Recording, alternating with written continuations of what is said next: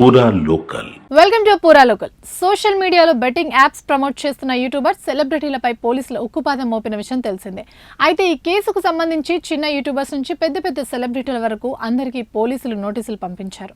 ఈ క్రమంలోనే ఒక్కొక్కరిగా యూట్యూబర్స్, యాంకర్స్ విచారణకు హాజరవుతున్నారు. ఈ నేపథ్యంలో TV anchor Vishnupriya, social media influencer Rithu చౌదరిలను పోలీసులు సుదీర్ఘంగా విచారించారు. విష్ణుప్రియను 11 గంటల పాటు విచారించగా, రీతు చౌదరి విచారణ 5.5 గంటలకు పైగా కొనసాగింది. తొలుత ఇద్దరిని వేరువేరుగా విచారించి అనంతరం కలిపి ప్రశ్నించినట్లు తెలుస్తుంది.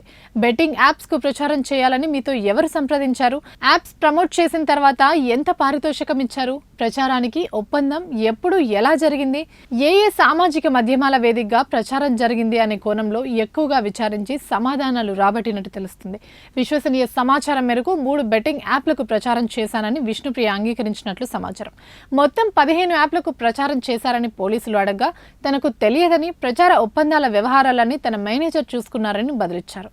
అనంతరం యూట్యూబర్ రీతు చౌదరిని పోలీసులు విచారించారు. తొలుత ఈమెను ఒంటరిగా విచారించిన పోలీసులు తర్వాత విష్ణుప్రియతో కలిపి ప్రశ్నించారు. బ్యాంక్ లావాదేవీల వివరాలు, బెట్టింగ్ యాప్లకు ప్రచారం చేసినందుకు ఎంత ఆదాయం వచ్చిందనే విషయంపై వారిద్దరిని అడిగినట్లు తెలుస్తుంది. ఈ కేసులో విచారణకు సహకరించాలని పోలీసులు ఆదేశించినట్లు తెలుస్తుంది. ఇవి ఇప్పటివరకు అప్డేట్స్. మరిన్ని అప్డేట్స్ కోసం చూస్తూనే ఉండండి పూరా లోకల్.